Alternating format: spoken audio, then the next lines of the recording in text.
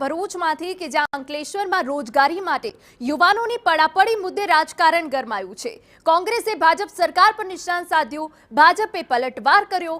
નોકરી માટે ભીડ બેકાબુ બનતા રેલિંગ તોડી યુવાનો પટકાયા હતા। સમગ્ર ઘટનાનો વિડીયો સામે આવ્યા બાદ અનેકો સવાલ ઊભા થયા હતા। 5 જગ્યાની ભરતી માટે યુવાનોની લાંબી લાઈનનો વિડીયો વાયરલ થયો।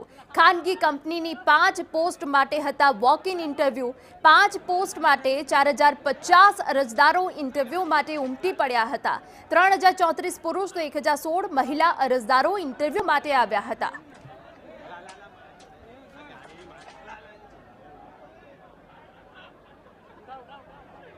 અંકલેશ્વરના વાયરલ વિડીયો મામલે કોંગ્રેસે ભાજપ પર નિશાન સાધ્યું। કોંગ્રેસ નેતા મુમતાજ પટેલે ભાજપ પર નિશાન સાધ્યું। અંકલેશ્વરના દ્રશ્યો ભાજપના વિકાસની પોલ ખોલે છે। ગુજરાત મોડલની વાત વિડીયોમાં સ્પષ્ટ જોઈ શકાય છે। એ સિવાય બેરોજગારી ગંભીર મુદ્દો, ભાજપ સરકાર તેનાથી અજાણ હોવાના અનેકો આક્ષેપ કર્યા છે। વિપક્ષ અને કોંગ્રેસ યુવાઓના ભવિષ્ય માટે અવાજ ઉઠાવતું રહેશે।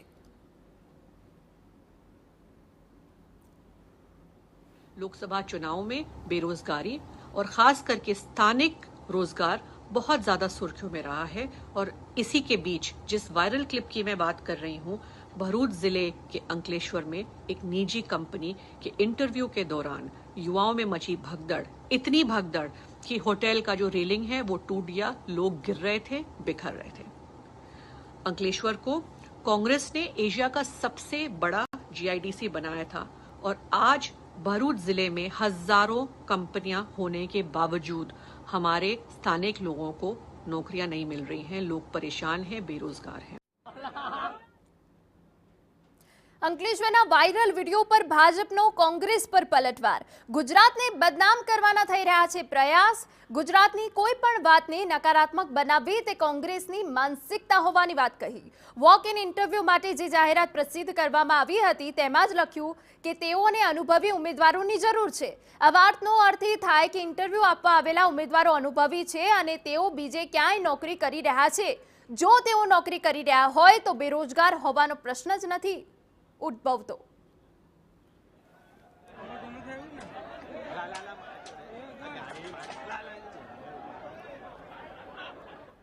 તો અંકલેશ્વરના વિડીયો પર રાહુલ ગાંધીએ એક્સ પર પોસ્ટ કરી।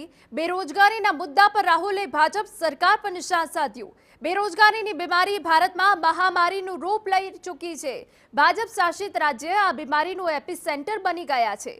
ભારતનું ભવિષ્ય મોદી સરકારના અમૃતકાળની હકીકત છે।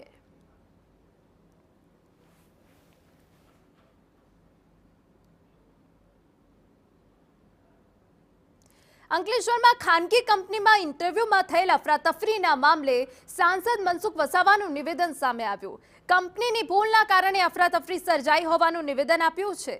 ઇન્ટરવ્યુ માટે રોજગાર કચેરીની મદદ લેવી જોઈતી હતી। ફરી આવી ઘટના ન બને તે માટે કંપનીને સૂચના અપાઈ।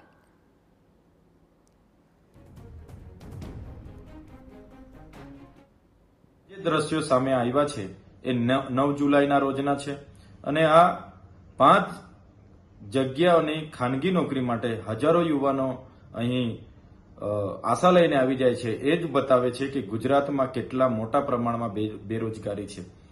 એક બાજુ ભાજપ સરકાર ગુજરાત મોડલને પૂરા દેશમાં રજૂ કરે છે।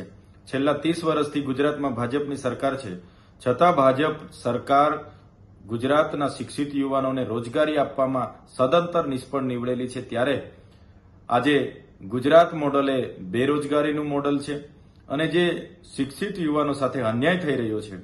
જો આવી ખાનગી નોકરીઓ માટે આટલી પડાપડી થતી હોય તો મને ચોક્કસ એવું લાગી રહેલું છે, એવી ભીતિ સતાવી રહેલી છે કે આ શિક્ષિત બેરોજગાર યુવાનો આવનાર દિવસમાં ગુજરાતમાં કંઈક નવા જૂની કરશે એના એધાણ અત્યારથી જ। कोई न कोई वजह से वो कंपनी की गलती की वजह से ये घटना घटी है और इसके लिए हम भी चिंतित हैं और आने वाले समय में ऐसा कोई भी इंटरव्यू हो तो उसके लिए सावधानी बरती जाए।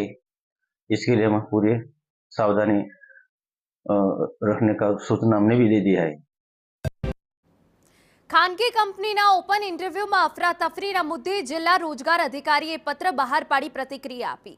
નાની જગ્યા પર ઇન્ટરવ્યુ રાખ્યાનો પત્રમાં ઉલ્લેખ, રોજગાર કચેરીમાં ભરતી પ્રક્રિયાની જાણ ન કર્યાનો પણ ઉલ્લેખ કર્યો છે। ભરતી પ્રક્રિયામાં પોલીસ બંદોબસ્ત પણ ન લેવાયો.